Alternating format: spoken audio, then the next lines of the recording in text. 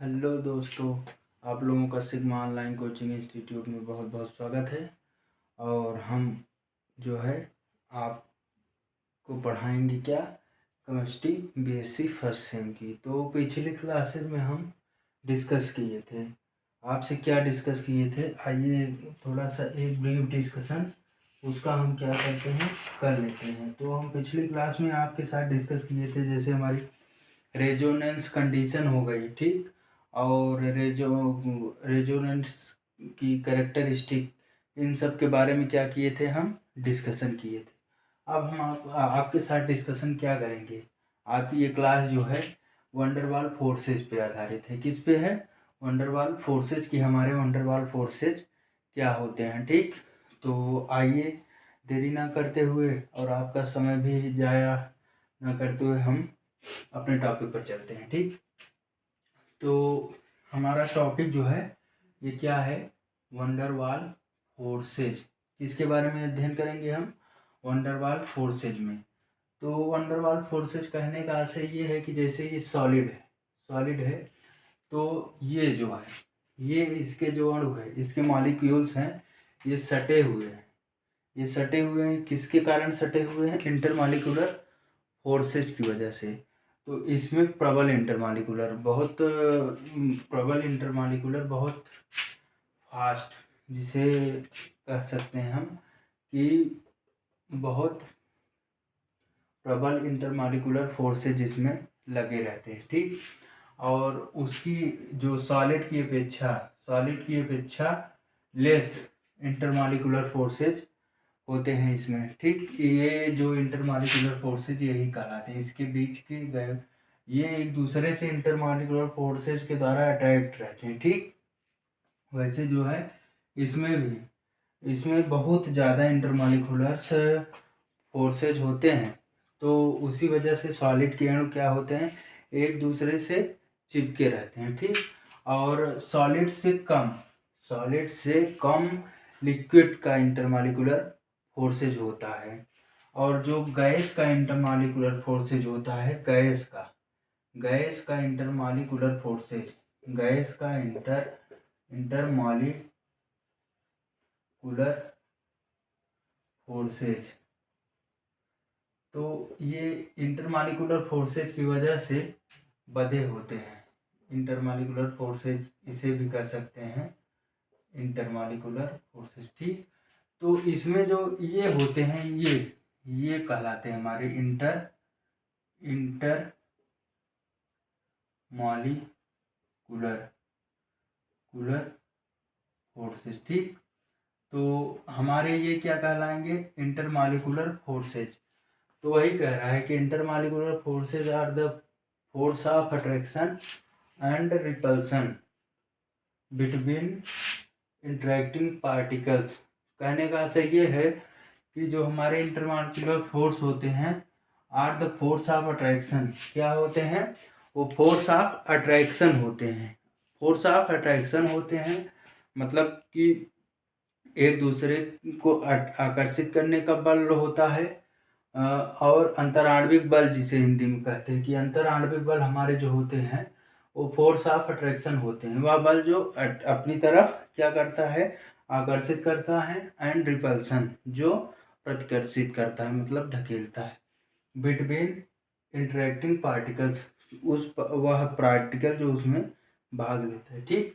Atoms और molecules, जो हमारे क्या होते हैं, एटम्स और मॉलिक्यूल।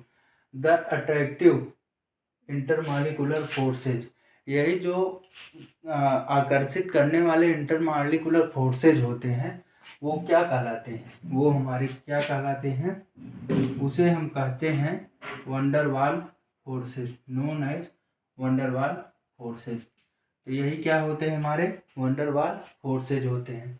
अब आइए हम लोग देखते हैं कि हमारे वीक इंटरमॉलिक्यूलर फोर्सेज कौन से होते हैं और कौन से स्ट्रॉन्ग इंटरमॉलिक्यूलर फोर्सेज होते हैं। तो आइए देखते हैं इंटरमॉलिक्यूलर फोर्सेज। यहाँ लिख लीजिए स्ट्रॉन्ग फोर्सेज, और इसको क्या लिखना है, इसको लिखना है हमें वीक फोर्सेज, ठीक। तो ये हमारा बीक, ये स्टंप। जो हमारा इलेक्ट्रोस्टैटिक फोर्स होता है, इलेक्ट्रोस्टैटिक फोर्स होता है, ये हमारा क्या कहलाता है? ये बहुत स्ट्रांग फोर्स होता है, ठीक। जो हमारा इलेक्ट्रोस्टैटिक फोर्स होता है वो बहुत स्ट्रांग फोर्स होता है। और जो हमारा कूलाम्बिक, जो कूलाम्बिक फोर्स होता है, तो जो कूलाम्बिक फोर्स होता है वो भी हमारा क्या होता है? बहुत स्ट्रांग फोर्स होता है। और जो हमारे स्ट्रांग फोर्स होते हैं उनकी बाइंडिंग एनर्जी, बाइंडिंग एनर्जी, बंधन ऊर्जा, ये बी मतलब क्या है? Binding energy, binding binding energy, बंधन ऊर्जा। इनकी बंधन ऊर्जा, जो इनकी बंधन ऊर्जा होती है वो 200 किलो जूल मोल होती है, इसीलिए ये स्ट्रॉन्ग फोर्सेज हैं, ठीक।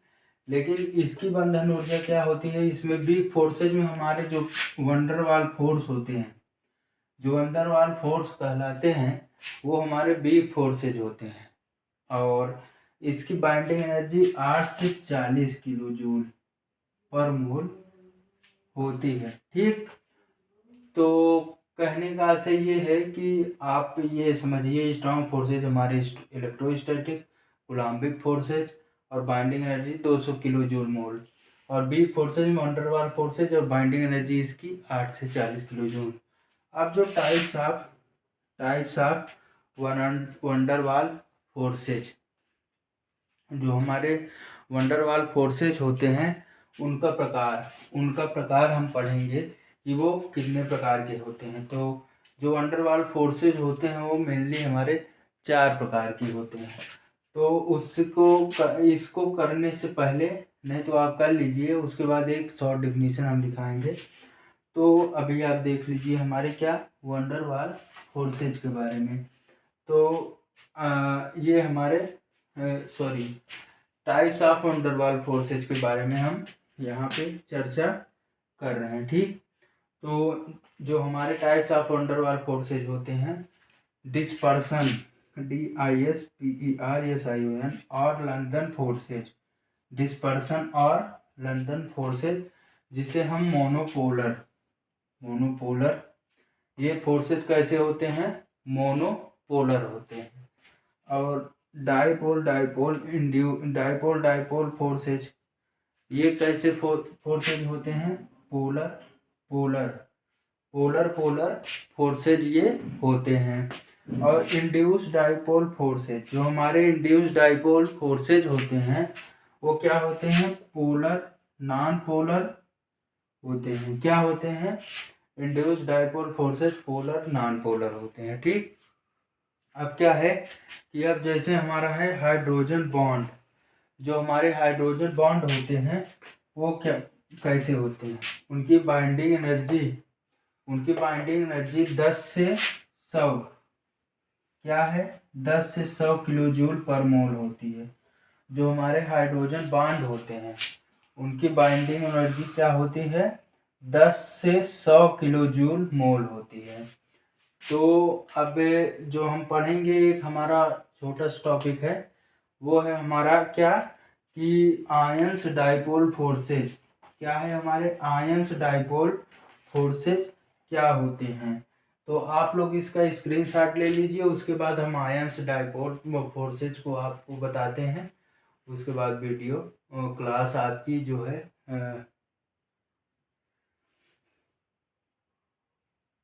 4 तरीके का जो हमारा क्या होता है वंडरवाल फोर्सेज होते हैं। और एक हमको क्या होता है, हमारा एक अलग से फोर्स होता है ions dipole forces. Ions dipole forces हमारे एक होते हैं। तो आयंस और डाइपोल फोर्सेज हमारे क्या होते हैं, आइए उस पर। The attractive force between ion and dipole, ये क्या होते हैं? ये हमारे अट्रैक्टिव फोर्स होते हैं between ion and dipoles, is known as ion dipole forces. ये जो हमारे अट्रैक्टिव फोर्स होते हैं बिटवीन आयन, किसके किसके बीच में होते हैं? आयन और डाइपोल के बीच में। तो उसे हम क्या किस नाम से जानते हैं? Ion dipole forces. Force and it is not a wonder wall force. तो हमारे इस तरीके के फोर्स, जो इस तरीके के फोर्स होते हैं, उसको हम आयन डाइपोल फोर्स को हम वंडर वॉल फोर्स के नाम से नहीं जानते। अब इसका एग्जांपल क्या है कि जैसे NaOH है हमारा, NaOH है, ठीक। तो NaOH बाधा कैसे है, आप देखिए इसका स्ट्रक्चर है और ये हमारे जो चार्जेज हैं, ठीक। तो ये हमारा क्या हो गया, ions dipole forces, ions dipole, ये है ना dipole, ions dipole, ions dipole forces हुआ ना, आयंस ये लगे हुए हैं ये, और ये क्या है हमारा डाइपोल, क्या कहलाएगा, डाइपोल कहलाएगा। तो आप लोगों को आशा करता हूँ कि ये क्लास अच्छी लगी होगी और आप चैनल को ज़्यादा से ज़्यादा शेयर, सब्सक्राइब और लाइक करवाइए ताकि और लोग इसका लाभ उठा सकें। और जैसा कि हम आपको बता दिए हैं कि आपका एग्ज़ाम दिसंबर में आफ्टर 20 दिसंबर 20 या 24 दिसंबर के आसपास आप लोगों का एग्ज़ाम स्टार्ट हो जाएगा, सेमेस्टर एग्ज़ाम, और फर्स्ट सेम का एग्ज़ाम और थर्ड सेम का और फिफ्थ सेम का, ये जो है दिसंबर में आपका स्टार्ट हो जाएगा। तो आप लोग अपनी तैयारी पे और जोर कसिए। सो गाइज मिलते हैं आपसे हम अगली क्लास में। धन्यवाद।